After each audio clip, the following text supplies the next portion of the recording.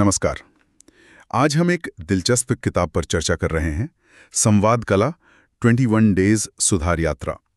ये ईन टुहोव्स्की की अंग्रेजी किताब का हिंदी अनुवाद है जो करीब 2018 में आई थी। इसका मकसद है 21 दिनों में रोज छोटे छोटे बदलावों से अपनी बातचीत का तरीका सुधारना। और मजे की बात यह है कि लेखक खुद सोशियोलॉजी से हैं और उन्होंने खुद शर्मीलेपन जैसी चुनौतियों का सामना किया है। तो देखते हैं इस विश्लेषण में कि ये किताब असल में क्या सिखाती है। बिल्कुल, और इसका जो ढांचा है वो काफी सीधा है। 21 दिन, हर दिन के लिए एक छोटा चैप्टर और आखिर में एक अभ्यास। फोकस इस बात पे है कि रोज थोड़ा थोड़ा करें। हाँ, लगातार करना जरूरी है। और इसमें कुछ नुस्खे तो बहुत ही काम के हैं। जैसे दूसरे दिन का ही ले लीजिए, पूरा फोकस सुनने पर है और इस बात पर ध्यान देना कि हम दूसरों को कितनी बार बीच में टोक देते हैं। हाँ, ये बहुत आम आदत है। बिल्कुल। और आदत तोड़ने के लिए सुझाव भी हैं, जैसे स्टिकी नोट्स यूज करें या बुलेट पॉइंट्स बना लें अपनी बात याद रखने के लिए। हाँ, ये दरअसल माइंडफुल कम्युनिकेशन या सचेत संवाद का एक अच्छा उदाहरण है। अपनी आदतों पर गौर करना। हम अक्सर टोकते हैं क्योंकि हमें डर लगता है कि हम अपनी बात भूल ना जाएं। सही कहा। अच्छा, और आगे बढ़ते हैं तो 15वें दिन ईमेल एटिकेट ईमेल शिष्टाचार पर बात होती है कि कैसे अच्छे और सही टोन वाले ईमेल लिखें। आजकल की डिजिटल दुनिया में ये तो बहुत ही जरूरी है। हाँ, इसमें टेम्पलेट्स इस्तेमाल करने, सब्जेक्ट लाइन छोटी रखने और जैसे जवाब जल्दी पाने के लिए अग्रिम धन्यवाद लिखने जैसे सुझाव हैं। बिल्कुल। तेजी और सही टोन दोनों में संतुलन बनाना जरूरी है।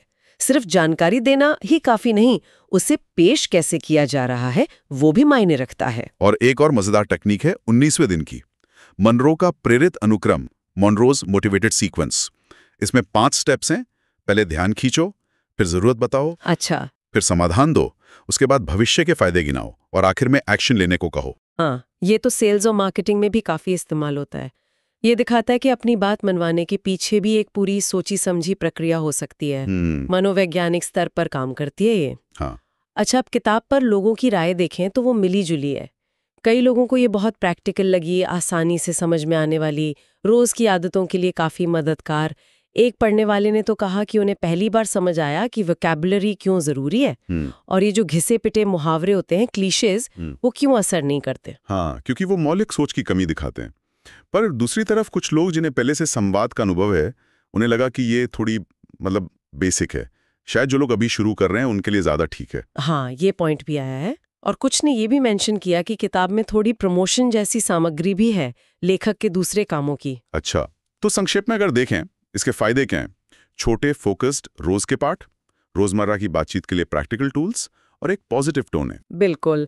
और नुकसान ये कि शायद अनुभवी लोगों को ये थोड़ी सरल लगे और कुछ विषय शायद सबके लिए उतने काम के न हो। और जैसा कहा, थोड़ी प्रचार वाली बात भी कुछ लोगों को खटक सकती है। तो कुल मिलाकर कह सकते हैं कि ये किताब उन लोगों के लिए अच्छी शुरुआत हो सकती है जो अपनी रोज की बातचीत, खासकर सुनने, ईमेल लिखने या अपनी बात रखने के तरीके में सुधार चाहते हैं, और जिन्हें रोज एक छोटा रिमाइंडर चाहिए उनके लिए बढ़िया है। हाँ, और ये इस बात पर भी जोर देती है कि किसी भी स्किल को सुधारने के लिए लगातार छोटे छोटे कदम उठाना कितना जरूरी है। बिल्कुल।